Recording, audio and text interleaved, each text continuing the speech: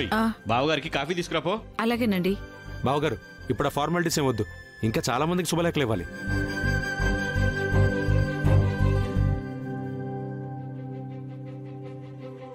మా పెద్ద అబ్బాయి గగన్ పెళ్లి మీరంతా తప్పకుండా రావాలి. తప్పకుండా, చాలా సంతోషం అండి. చూసారా మావయ్య, మా నాన్నని చివరిగా అపూర్వ అత్తయ్య వెడ్డింగ్ కార్డ్స్ పంచడానికి కూడా వాడేసుకుంటుంది. అమ్మా ఇందు, నువ్వు పొరపాటు పడుతున్నావమ్మా. నేను వచ్చింది భూమి తరఫున కాదు, మా గగన్ తరఫున. అన్నయ్య చివరికి మీక్కడ దగ్గరైపోయాడా? దగ్గరుండి పెళ్లి జరిపించమని మీకు బాధ్యతలు అప్పచెప్పాడా? నువ్వు ఎక్కువ ఎక్స్పెక్టేషన్స్ పెట్టుకుంటున్నావమ్మా. అయినా వాడు నాకు బాధ్యతలు అప్పచెప్పేదేంటి? వాడు అవునన్నా కాదన్నా నేను వాడి కన్న తండ్రిని. నేనే ఈ కార్డులు ప్రింట్ చేయించి నా సర్కిల్లో అందరికీ ఇస్తున్నాను. మీరే ప్రింట్ చేయించి మీరే ఇస్తున్నారా? మావయ్య ఒకసారి కార్డు ఇవ్వండి.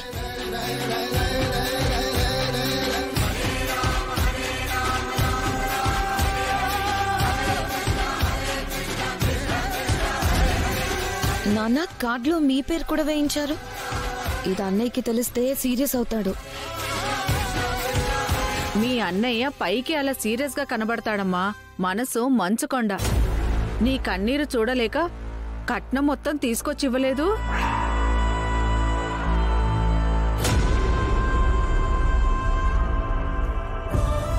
ఏమన్నావు అమ్మా? ఇందుకు మేము ఇవ్వాల్సిన కట్నం గగన్ ఇచ్చాడా?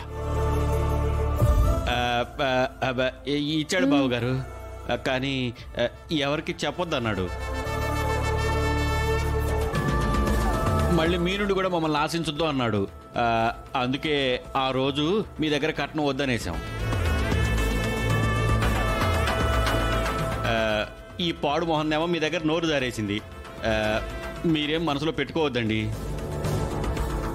బావగారు. మళ్ళీ ఎవరితో అనకండి, అల్లుడు గారు మా మీద సీరియస్ అవుతారు. వాడు నా మీద ఎప్పుడూ సీరియస్ అవుతుంటాడు బావగారు. ఒకప్పుడు ఇందుకి వాడంటే ద్వేషం, కానీ దీని కష్టాన్ని అర్థం చేసుకుని వాడు సహాయం చేశాడు. అందరి కష్టాలని అర్థం చేసుకుంటాడు, అందరినీ అర్థం చేసుకుంటాడు, ఒక నన్ను తప్ప. అలా ఎందుకు అనుకోవాలి మావయ్య గారు? మీరు చేసిన దానికి తప్పక పైకి కోపం చూపిస్తున్నాడేమో, మిమ్మల్ని కూడా తను ప్రేమిస్తున్నాడేమో. మీకు కష్టం వచ్చిందని తెలిస్తే అప్పుడు తనలోని ప్రేమ బయటపడుతుందేమో.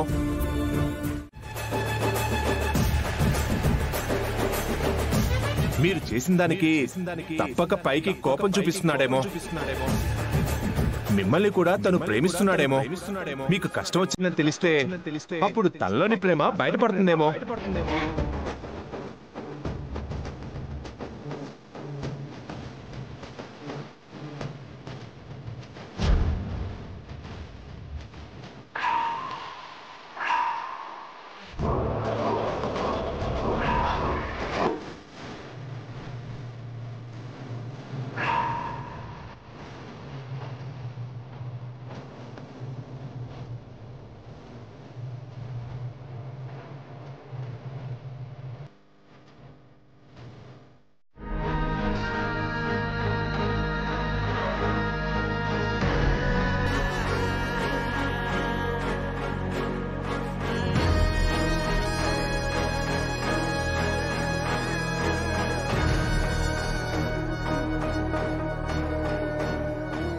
శారదా, శారదా, శారదా, కాకిరెడ్డి ఎక్కడున్నాడు? వాడు అర్జెంట్గా కలవాలి. వాడికి ఫోన్ చేస్తుంటే కాల్ కనెక్ట్ అవ్వట్లేదు. శారదా, వాడెక్కడా? ఇక్కడ మీ కొడుకు కూతుర్లు ఎవరు లేరు, బయటికి నడు. పూరి, నేను నీతో తర్వాత మాట్లాడతాను. నేను నీ అన్నయ్య నా కొడుకుని కావడానికి వచ్చాను.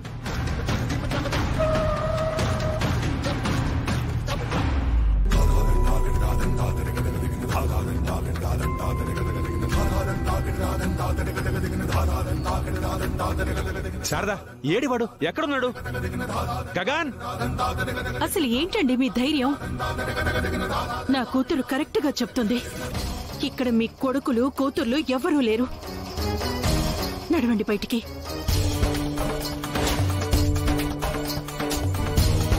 మీరు వెళ్తే గౌరవం, మేం పంపిస్తే అవమానం. ఆలోచించుకోండి. శారదా, నువ్వు ఇలా మాట్లాడుతుంటే, కోపడుతుంటే నాకు నా కొడుకు గగనే గుర్తొస్తున్నాడు. వాడు కూడా నీలాగే మనసులో ప్రేమ పెట్టుకుని పై కోపం నటిస్తూ ఉంటాడు. వాడు రాగానే వాణ్ణి మనస్ఫూర్తిగా హత్య చేసుకోవాలనుంది. శారదా, ఎక్కడ వాడు? ఏడి చెప్పమ్మా, వాడెక్కడా?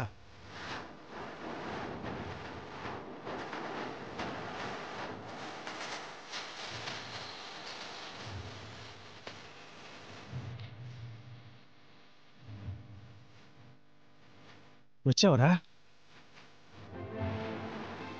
నాన్న? గగన్, రే, మీ అమ్మని నీ గురించి అడుగుతున్నాను రా.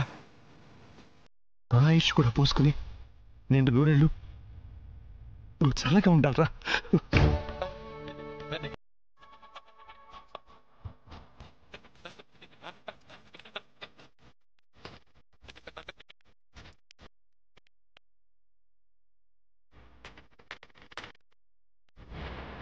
ఇంకా నువ్వు నటించలేవురా. ఈ నాన్న మీద నీకున్న ప్రేమని నువ్వు చూపించాల్సిందే. ఇన్నాళ్ళు నేను వదిలేసిన ఇంటి బాధ్యత నువ్వు మోస్తున్నావు అనుకున్నానే కానీ మోయలేని బరువును కూడా నువ్వే మోస్తున్నావని ఈరోజే తెలిసిందిరా. ఈరోజే తెలిసిందిరా. రే, ఎంతో కట్నం ఇచ్చేసి దాని కాపురాన్ని చక్కదిద్దేసి